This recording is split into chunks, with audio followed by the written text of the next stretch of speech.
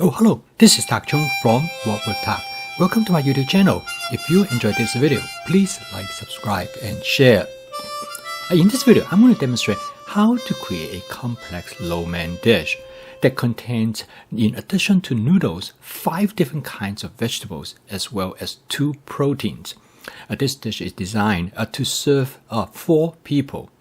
Right here, first of all, I am using spaghetti noodles for this lo-mein dish. This is the demonstration of use a common ingredient for different type of dishes. This spaghetti dish was cooked earlier, used for the regular spaghetti, and then I put them in the refrigerator. Now, before I use the spaghetti noodle, I warm it up slightly, and then I add soy sauce to it. And I also add a little bit of oyster sauce. Furthermore, I'm going to add some of this hot sesame oil. And then last but not the least, I'm going to add some cooking wine. So in addition to this, I also add some of my basic seasoning mix. Together, I'm going to flavor the noodle dish in such a way to provide it a flavor in its own. The next step is to cook the other ingredients, which are the vegetables. I'm going to cook the vegetables separately from the proteins. This way will allow me to focus on cooking the vegetables to the texture that I want. And then I will cook the protein at the end to the texture that I desire as well. First of all, I'm going to use some baby bok choy. I have this in my advanced prepping. To this, I'm going to add some the red cabbage. I'm only add a small amount, which serve as what frequently referred to as a secondary ingredient, whereas the bok choy is the primary ingredient. This is followed by adding some carrot. Again, it is a secondary ingredient. The purpose of this ingredient is to enhance the flavor of the natural primary ingredients by giving it better color, as well as add some distinct texture. I'm going to add a little bit more cooking oil. I start out with as little cooking oil as I possibly can.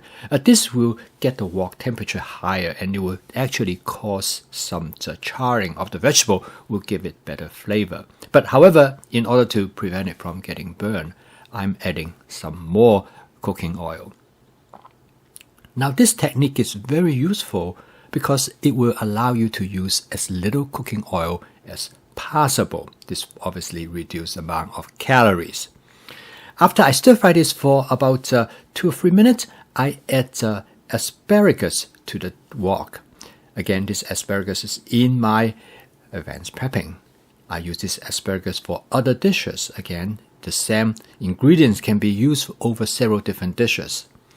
At this point, the vegetable is almost done. I add some cooking wine, and I check out the flavor as well as the texture. This sounds good to me. And I'm going to season it first with my basic seasoning mix. This will provide the foundation flavor for the dish. And then I'm going to add a small amount of soy sauce to provide the saltiness that I want. And my son likes this more salty. Normally, I probably won't add to it. And then I add a little bit of oyster sauce, followed by some teriyaki sauce. This is the type of flavor that in the past I find work well for baby bok choy, at least for me. Last but not the least, I add some cherry tomatoes. Now the cherry tomatoes add right at the end because I do not want to overcook them. I want them to be very lightly cooked. So when I bite into them, I will get a nice burst of that tomato flavor that I really enjoy. Okay, it is done. It takes about 7 minutes to cook this vegetable dish. Now I'm going to layer it over the spaghetti noodles. Now the spaghetti noodles, as I mentioned, I took it out from the refrigerator. I microwave it for about 1.5 minutes just to warm it up enough. But I don't need to warm it up too much because the cooked vegetable that layer over it will keep it warm. Okay, now I'm ready to cook the final ingredients for this lo-mein dish. I'm going to use 2 proteins. I'm going to use some chicken, which are already in my advanced prepping, and I'm also going to use some pork. Now this is a pork loin.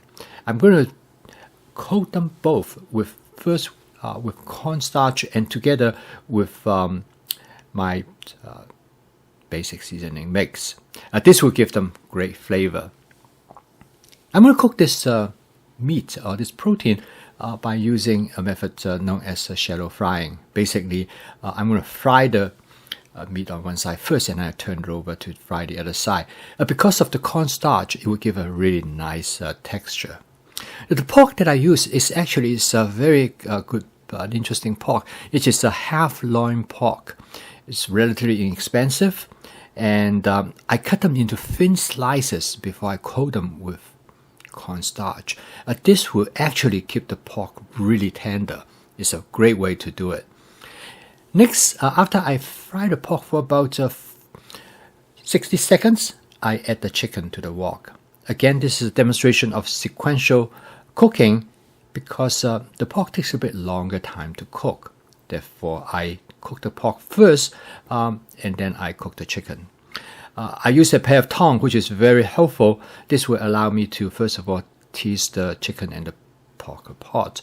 And then it will also allow me to flip them over the way how it will allow me to cook one side first and then cook the other side. As you can see, it gave a nice texture on the surface of the chicken, and it also caused some browning.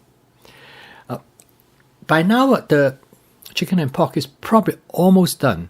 I switched to a wok spatula and to stir fry everything together. I'm going to season it first with some oyster sauce, and then this is followed by with some hoisin sauce. And again, to stay consistent with the vegetable, I'm going to add some teriyaki sauce. All this sauce combined make a really nice flavor. Again, this is through flavor chasing. I've experimented them and I know this is what I like. So the final step is to put the chicken and the pork right over the noodles. Now, as you can see in here, that this is actually a fairly complex dish. It has 5 different kinds of vegetables and 2 different kinds of proteins. And this is then layered on top of the spaghetti pasta noodles. Now, you might ask, does the spaghetti pasta noodle good for low man? And my answer is absolutely. You will not tell a difference about it at all. Okay, the total cook time of this dish is about 12 minutes. It's not bad for a dish with this complexity. The key is that to have your advanced prepping ready, and this is what makes cooking this dish feasible.